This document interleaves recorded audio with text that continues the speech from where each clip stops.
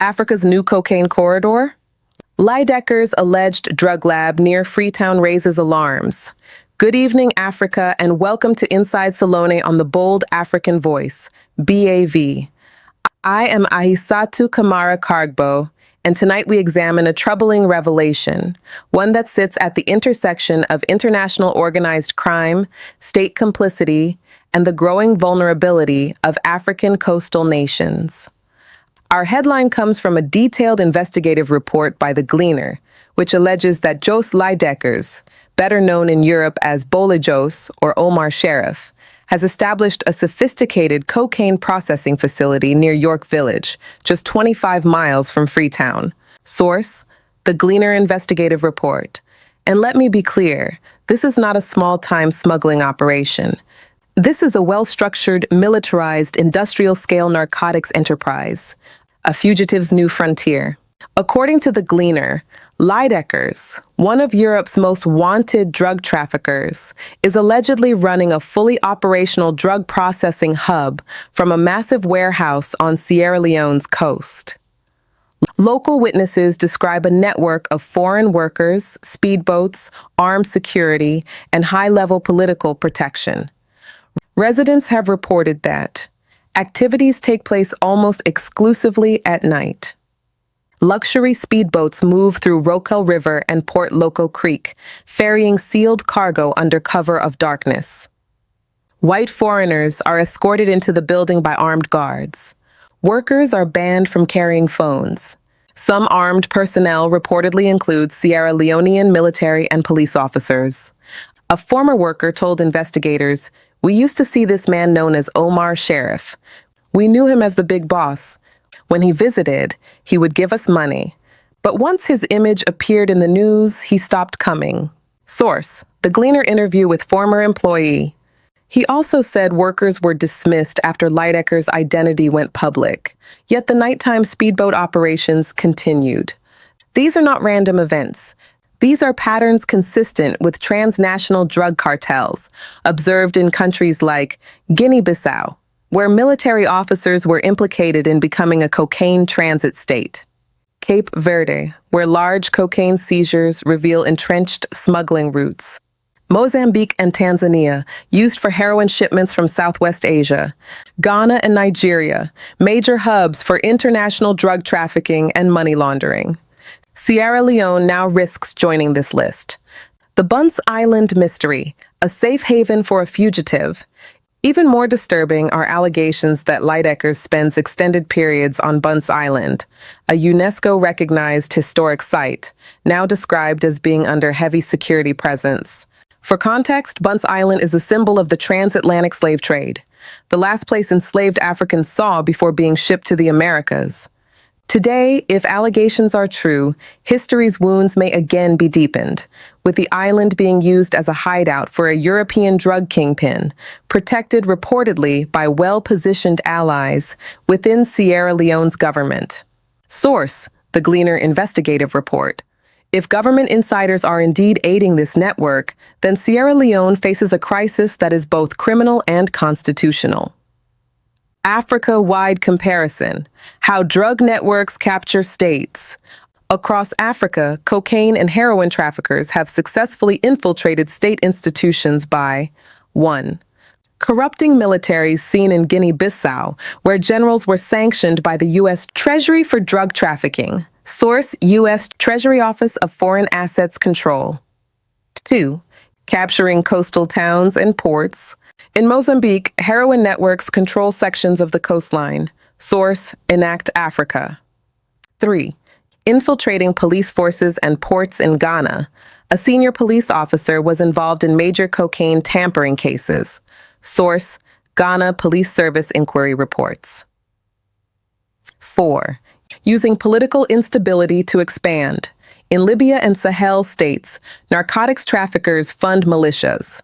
Source: UNODC Sahel Report 2024. Sierra Leone appears to be on a similar trajectory.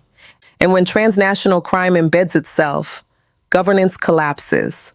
Elections are influenced by illicit networks. Youth unemployment is exploited for labor. National security becomes compromised.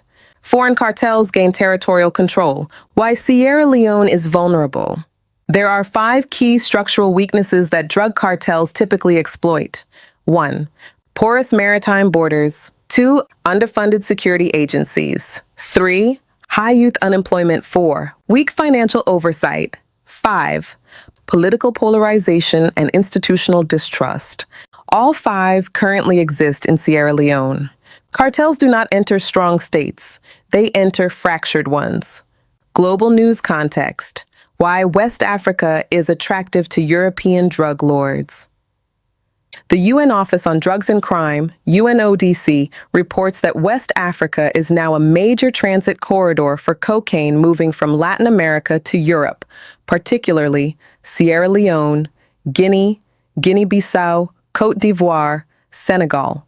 This shift is driven by increased surveillance in European ports, rising demand for cocaine in Europe, cooperation between European and Latin American cartels, weak maritime monitoring capabilities in West Africa. Cartels follow the path of least resistance, and right now, West Africa is the global weak link. Forward-looking, what this means for Sierra Leone's future. If the allegations are true, Sierra Leone may be entering a dangerous era where 1. Transnational cartels shape local politics, drug money can buy, police loyalty, political protection, election influence, judicial interference. 2. Sierra Leone risks sanctions. Countries implicated in drug trafficking often face travel bans, financial restrictions, military sanctions, international reputation damage. 3. Youths will become foot soldiers for crime syndicates. Where there is poverty and unemployment, crime thrives. 4. Coastal villages may turn into cartel territories, York Village today. Who is next? Tombo? Laka? Toke? 5. Tourism will collapse. No traveler invests in a country known for drug cartels. Latest developments as of November 2025. Europol continues to list Jos Leijdekkers as a top-tier fugitive. Source: Europol Most Wanted 2025. Dutch prosecutors have intensified international cooperation agreements targeting his network. Source: Dutch Public Prosecution Service 2025. West African coastal monitoring agencies report increased cocaine flow along the Atlantic corridor. Source: UNODC Maritime Crime Report 2025. Civil society organizations in Sierra Leone are calling for a parliamentary inquiry into alleged government involvement. Source: Sierra Leone CSO Coalition 2025. But many questions remain unanswered. The political question: who is protecting Jos Leijdekkers? One of the most explosive elements of the Gleaner investigation is the allegation that high-profile individuals within Sierra Leone's state apparatus are providing protection to Jos Leijdekkers. These accusations are not just whispers in the wind. They are grounded in testimonies from former employees, residents who witnessed the armed escorts, and the unexplained military-grade security around the York Village warehouse and Bunce Island. When a foreign fugitive wanted by Europol, Netherlands Police, Interpol, and the European Anti-Narcotics Task Force can move freely within Sierra Leone, under armed protection, one must ask, who benefits from his presence? Who shields him? Who funds his operations? These are questions Sierra Leoneans, the international community, and anti-corruption advocates are now raising. For context, Leijdekkers is linked to the Ndrangheta Mafia. Source: Europol Organized Crime Analysis 2024. Large-scale money laundering operations. Source: Dutch Public Prosecution Reports 2024-2025. Multi-ton cocaine shipments into Europe from Latin America. Source: European Monitoring Center for Drugs and Drug Addiction 2023-2025. The arrival of such an individual in Sierra Leone is not accidental. It is strategic. Drug kingpins do not operate in states where officials resist corruption. They operate where officials look away, are compromised, or directly participate. A deeper look. Why would a fugitive choose Sierra Leone? There are four likely reasons. 1. Corruption vulnerabilities. State institutions weakened by political interference become easy entry points for cartels. If a government struggles with accountability, drug networks step in. 2. Untapped maritime routes. The Roquel River, Sierra Leone River Estuary, and Port Loco Creek provide secluded inlets, limited patrols, direct access to the Atlantic. These are ideal smuggling corridors. 3. A politically distracted state.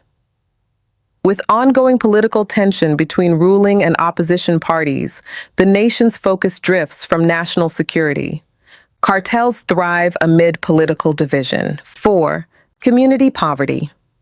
Local youths may be drawn into illicit work due to unemployment and lack of opportunities.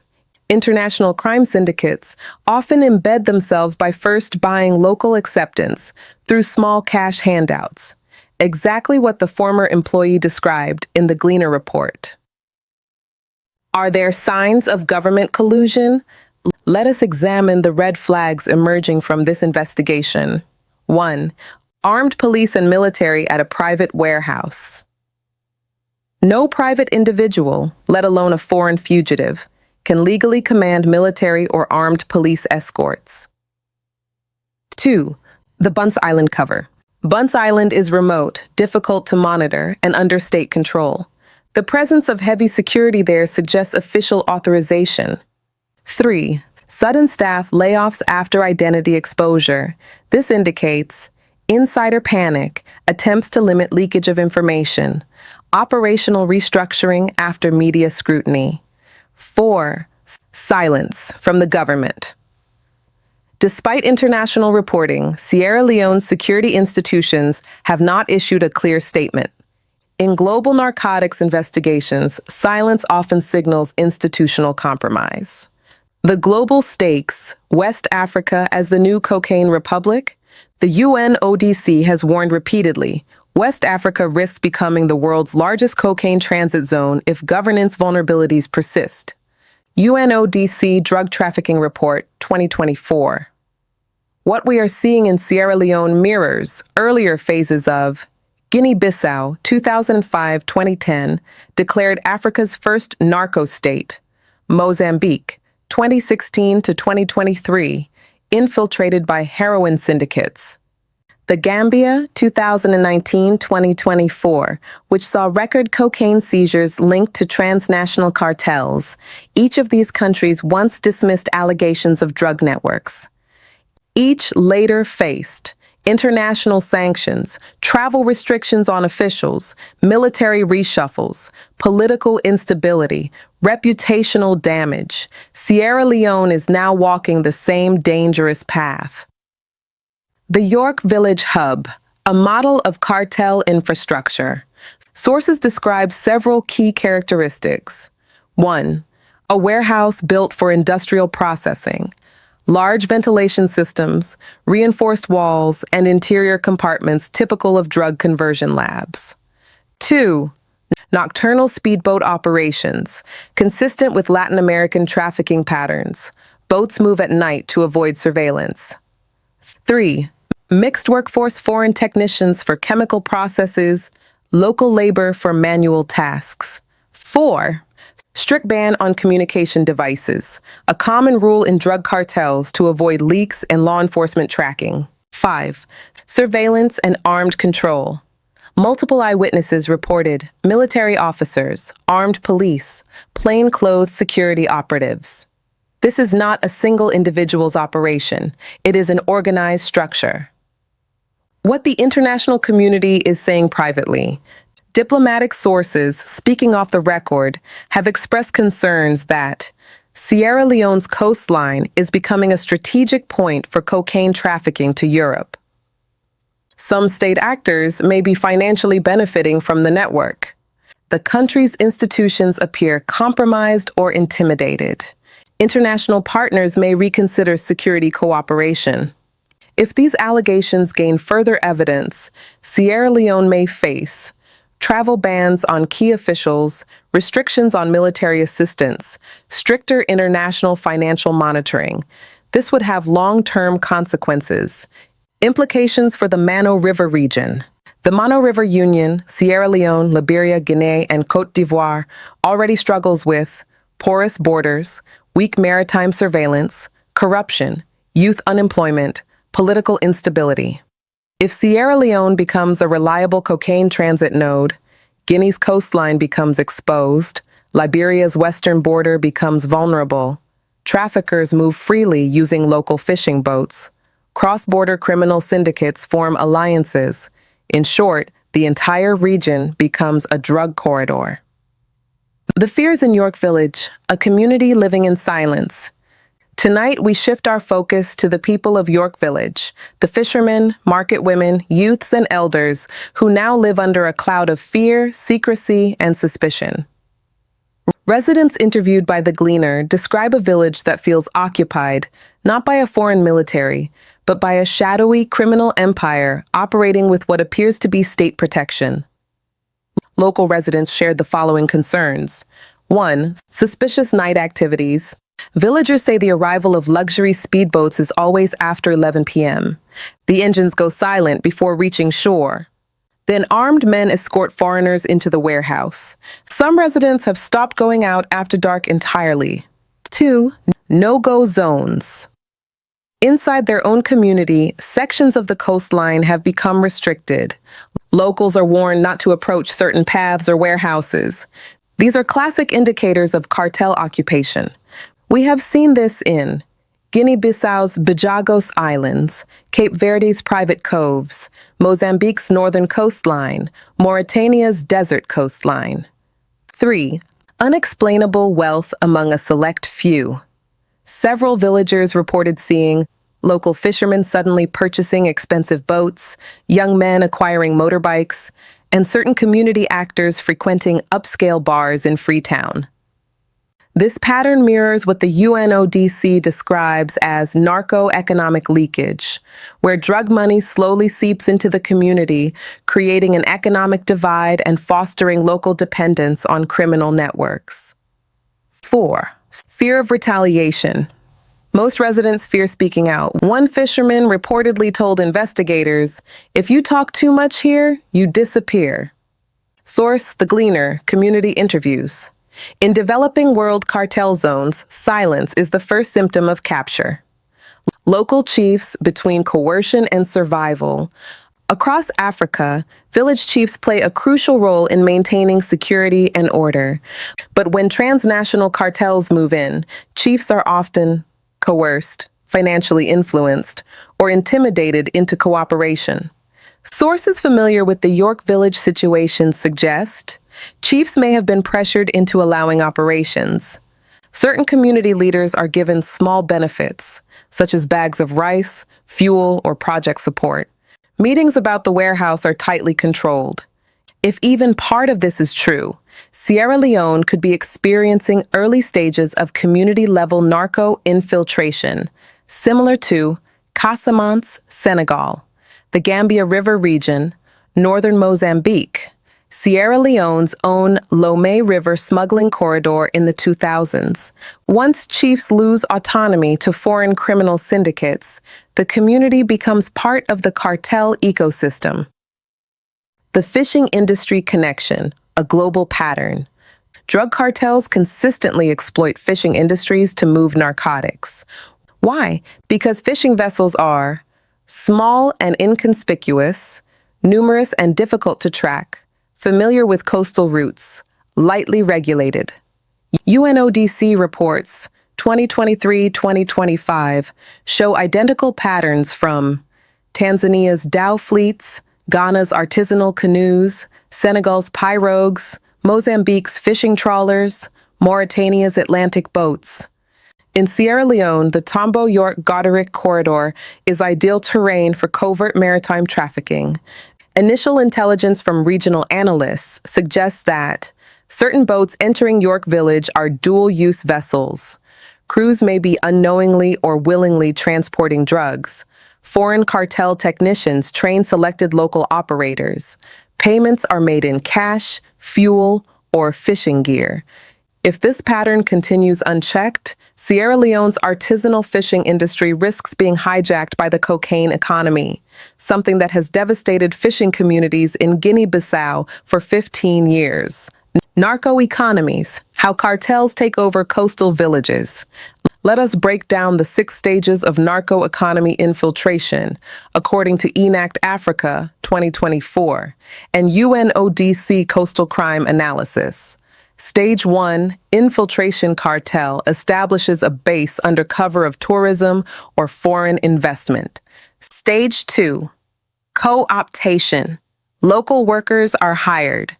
Chiefs receive incentives. Youths get quick cash. Stage 3, militarization.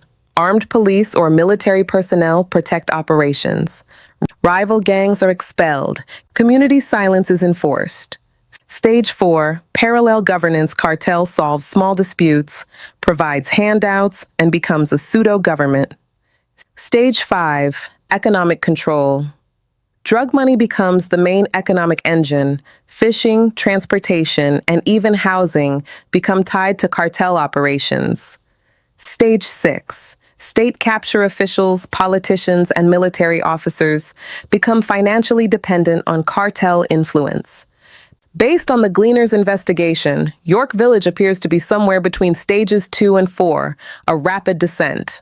West Africa on high alert, regional intelligence reactions. Intelligence sources in West Africa, speaking through diplomatic channels, have raised serious alarm. Here are key concerns. 1. Sierra Leone may become a cocaine redistribution hub.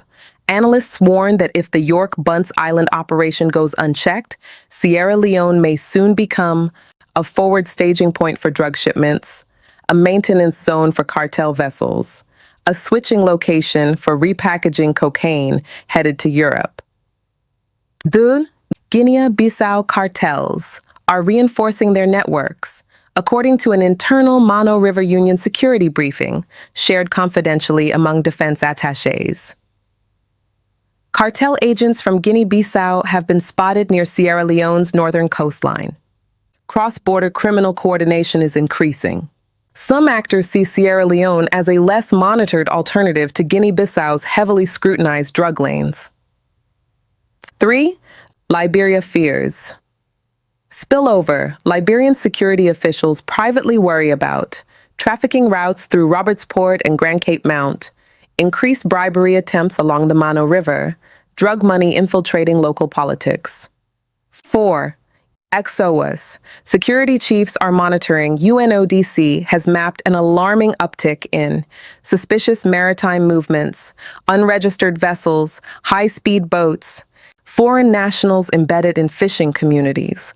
Sierra Leone is now squarely on the radar of multiple regional bodies. The political temperature. Why this matters as Sierra Leone heads toward 2026. As Sierra Leone approaches a tense political cycle ahead of 2026, the emergence of a high-level cocaine trafficking operation does more than threaten national security. It threatens the very integrity of the country's political process.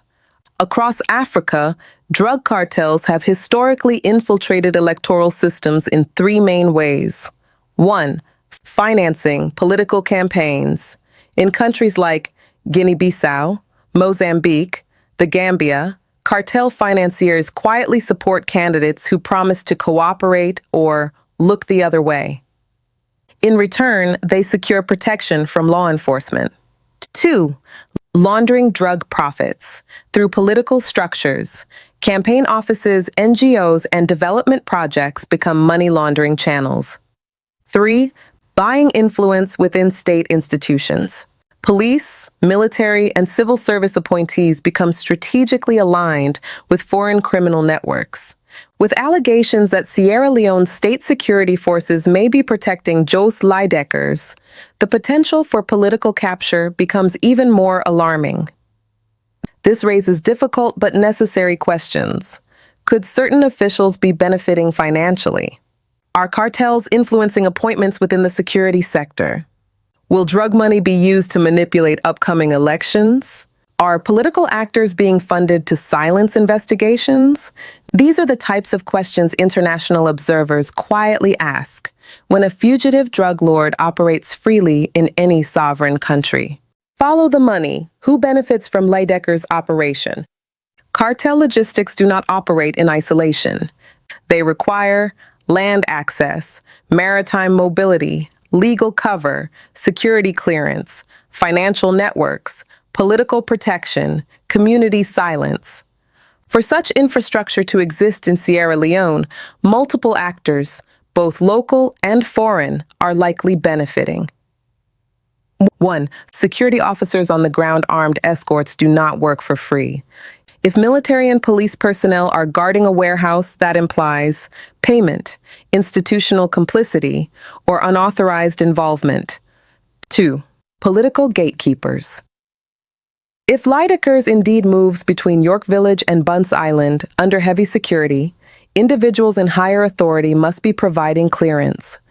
3. Maritime enablers. Speedboats require fuel, docking rights, maintenance, storage, protection along coastal checkpoints. Someone is providing that logistical support. 4. Community intermediaries. Small benefits distributed locally.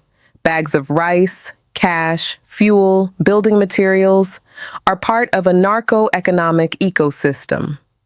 5. International criminal associates. No European drug lord runs an African operation alone. There are always chemical experts, financiers, boat technicians, transport syndicates, money mule networks. The financial chain is long, complex, and layered. If Sierra Leone fails to uncover these financial relationships, the country risks being labeled as a regional cocaine gateway. Could Sierra Leone be blacklisted? If allegations remain unchallenged or uninvestigated, Sierra Leone risks 1. FATF, gray listing. The Financial Action Task Force may impose monitoring on banks, mobile money operators, remittance companies. Gray listing restricts international transactions and affects businesses. 2. Reduced investment confidence. Foreign investors avoid countries linked to organized crime, especially in fisheries, tourism, mining, real estate. 3. Travel sanctions against officials. The US, EU, and UK frequently impose visa restrictions on state officials implicated in transnational organized crime. 4. International reputation. Damage headline associations with cocaine trafficking can overshadow national achievements. 5. Military and security restrictions. Countries accused of aiding international fugitives often lose access to training programs, intelligence sharing, equipment donations. This would severely weaken Sierra Leone's already fragile security infrastructure. The human impact. Who is suffering the most? Behind the international headlines, the real victims are Sierra Leoneans, ordinary people whose livelihoods are at risk. Let us examine 3 major casualties. 1. The tourism sector. York Village lies along a coastline that once held great promise, beautiful beaches, ecotourism potential, historical monuments, fishing culture. But foreign tourists do not visit areas rumored to host drug kingpins. Travel advisories could cripple hotels, beach resorts, tour guides, local businesses. 2. Fishing communities. Fishermen may be intimidated, co-opted, displaced, or forced to transport packages unknowingly. Fishing grounds near cartel facilities often become polluted with chemical waste from drug production. 3. Sierra Leone's international image. Once labeled a narco state, a country struggles for decades to restore trust. Guinea-Bissau is still fighting that label 15 years later. The silent victims, women and youth. Cartel activity always carries secondary consequences. Women often face increased domestic violence due to sudden influxes of illegal money, sexual exploitation around cartel camps, decreased economic opportunity as communities become unstable.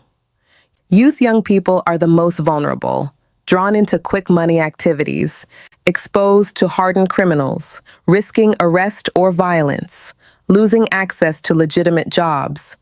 If a narco economy develops, Sierra Leone's youth risk becoming a lost generation. The intelligence failure. How did this network go undetected? When a European drug kingpin wanted by Europol, Interpol, and the Netherlands police can allegedly build a cocaine processing facility near Freetown, it raises a damning question. Where were Sierra Leone's intelligence agencies? There are three possible explanations. One, institutional weakness. Sierra Leone's security sector remains under-resourced, with limited maritime surveillance, modern intelligence tools, investigative capacity. This makes it difficult to detect covert operations. Two, complicity within security forces. Multiple eyewitnesses reported armed police, military personnel, plainclothed officers working around the York Village warehouse. If true, this points to internal betrayal, the most dangerous type of intelligence failure. 3. Political protection. When criminals receive high-level political shield, intelligence operatives often step back, avoid conflict, or receive direct orders not to pursue certain targets. This phenomenon has been documented in Nigeria's heroin corridors, Guinea-Bissau's cocaine networks, Mozambique's coastal drug economy. If Sierra Leone is repeating this pattern, the consequences will be severe. Is this connected to previous cocaine seizures? Sierra Leone has had multiple high-profile cocaine incidents over the past decade. These include major airport seizures, intercepted boats, suspicious foreign-owned warehouses, arrests involving West African and Latin American traffickers. Regional analysts have long argued that Sierra Leone sits on an emerging narcotics corridor connecting Brazil, Guinea-Bissau, Sierra Leone, Spain, Netherlands. If Leijdekkers' alleged operation is indeed connected to wider European criminal syndicates, then Sierra Leone may already be a critical link in the chain. Are West African elections at risk? History shows that whenever drug cartels gain a foothold, they attempt to capture political systems. Examples: Guinea-Bissau, 2009-2020. Major political figures funded by cocaine networks. Mozambique, 2017-2022. Narco money infiltrated campaign structures. Tanzania, 2010-2020. Heroin syndicates operated through political actors. Nigeria, 2015-2023. Cartels use political sponsorships to secure protection. This danger is now knocking at Sierra Leone's door. With the 2026 political season approaching, Sierra Leone must ask, will drug money influence elections? Are cartels grooming local political allies? Are weak institutions being targeted for long-term infiltration? The signs are concerning, and silence from security institutions only deepens uncertainty. Regional and international consequences if Sierra Leone fails to act. Should Sierra Leone fail to curb cartel activity, several outcomes are likely. 1. International sanctions targeted restrictions on government officials linked to organized crime. 2. Economic damage, tourism, fishing, and investment confidence will decline sharply. 3. Strengthening of narco networks. If unchallenged, drug traffickers will expand to Tambo, Laka, Toke, Aberdeen, Lungi, Port, Loco. 4. Foreign intelligence intervention. Where national institutions fail, international bodies step in. UNODC, MAOCN, Interpol, Europol, Afripol. U.S. DEA foreign intervention often comes with national embarrassment and diplomatic consequences. 5. Loss of national sovereignty. Once cartels embed themselves, they become harder to remove than terrorist groups. Money, intimidation, and political infiltration make them nearly untouchable. This is the future Sierra Leone must avoid. Why the silence from Sierra Leone's security leadership? Perhaps the most worrying part of this saga is not the alleged presence of a European drug kingpin operating on Sierra Leonean soil. It is the absolute silence from the nation's security leadership. No press briefing, no parliamentary statement, no denial, no clarification, no launch of a special task force. And when institutions remain silent in the face of explosive allegations, there are only three possibilities. One, they are overwhelmed and lack capacity. Some agencies may genuinely lack tools to investigate a cartel with international financing, high-speed maritime equipment, and armed protection. Two, they are compromised. If elements within police, military, or intelligence services are offering protection, voluntary or coerced, then silence becomes survival. Three, they are under political instruction to ignore the problem. This is where state capture begins. This is where organized crime moves from being a criminal problem to a governance problem. Intelligence sources. The operation didn't start yesterday. Regional analysts speaking to BAV on background suggest that small drug movements were first detected around 2019-2020, high-speed maritime activity intensified in 2022, foreign cartel operatives began embedding in 2023-2024, and the presence of a high-level European kingpin likely began in late 2024. If true, this means Sierra Leone's intelligence community may have overlooked or been prevented from investigating a network that has been expanding for years. This timeline aligns with larger cocaine seizures in the region, UNODC warnings about West Africa's rising role, unexplained increases in foreign maritime traffic, the international stakes, why Europe, the US, and ECOWAS are watching closely. Drug cartels are not just a national threat. They are a continental threat with global implications. Jos Leijdekkers is not an ordinary criminal. He is wanted for multi-ton cocaine trafficking, money laundering, organized crime leadership. European agencies will not tolerate a sanctuary for such a fugitive. 2. The United States. The U.S. has historically intervened when countries become drug corridors. Panama, 1989. Guinea-Bissau sanctions, 2010. DEA operations in West Africa, 2013, 20, and 20. If Sierra Leone is seen as a threat to global anti-narcotics efforts, expect travel bans, funding restrictions, targeted sanctions. 3. ECOWAS. A compromised Sierra Leone weakens the entire Mano River security corridor. ECOWAS cannot afford another Guinea-Bissau-type scenario. What happens if Sierra Leone does nothing? If the state fails to respond decisively, three outcomes are almost guaranteed. 1. The cartel will expand its operations. This means more villages compromised, more corruption within security agencies, more money laundering. 2. Sierra Leone will be labeled a high-risk narco state.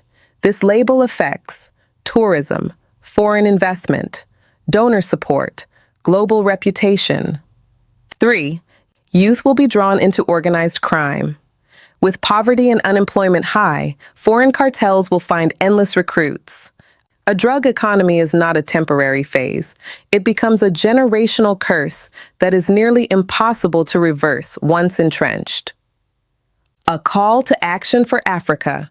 Sierra Leone stands at a crossroads. The allegations revealed by the Gleaner are not just another headline. They are a warning. A warning that drug cartels have crossed our borders. A warning that some state actors may be compromised. A warning that our coastal communities are vulnerable. A warning that silence is no longer an option. If Sierra Leone does not act now, this crisis may evolve into a national security emergency, one that reshapes politics, destabilizes communities, and damages the nation's international standing for decades. But the lesson is not just for Sierra Leone. It is for Africa as a whole. Advice to African leaders. 1. Strengthen maritime and border surveillance. Invest in radar, drones, coastal patrols, and intelligence sharing. 2. Depoliticize security institutions. Cartels thrive where soldiers and police answer to politicians instead of the law. 3. Establish independent anti-narcotics task forces. Shield them from political interference. 4. Protect whistleblowers, journalists, and investigators. Exposure is the only antidote to secrecy. 5. Create economic opportunities for youths. Cartels recruit where governments fail. 6. Pursue regional coordination. Drug networks are transnational. Responses must be too. 7. Act swiftly and transparently. Delay allows criminal networks to entrench themselves. Advice to African citizens. 1. Stay vigilant and speak up. Report suspicious activity in coastal communities. 2. Resist short-term financial temptations. Cartel money destroys more lives than it helps. 3. Protect your fishing and tourism industries. These are national treasures. 4. Hold leaders accountable. Demand transparency, investigations, and action. 5. Educate your communities. Teach young people about the long-term dangers of cartel involvement. 6. Build local resistance. When a community refuses to cooperate, cartels move elsewhere. Summary of key messages. A major cocaine trafficking network allegedly operated by Jos Leijdekkers, one of Europe's most wanted criminals, is active near York Village and Bunce Island.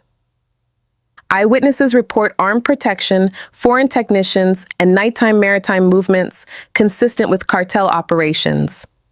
Sierra Leone risks becoming a regional cocaine hub if immediate action is not taken. Silence from security institutions raises concerns about complicity, corruption, or political protection. The threat extends beyond Sierra Leone. Cartels destabilize entire regions, influence elections, and destroy coastal economies. African leaders must strengthen institutions, depoliticize security forces, and coordinate regionally. Citizens must remain vigilant, resist quick money temptations, and demand accountability. Thank you for watching this edition of Inside Salone on the Bold African Voice. Africa deserves transparency, accountability, and strong institutions, not hidden criminal empires eroding our sovereignty from the shadows. If you believe in fearless journalism, Africa-wide analysis, and a future built on truth, then subscribe to this channel, like this video, and share it with someone who needs to stay informed. Together we speak truth. Together we protect Africa. Together we are the Bold African Voice. Good night.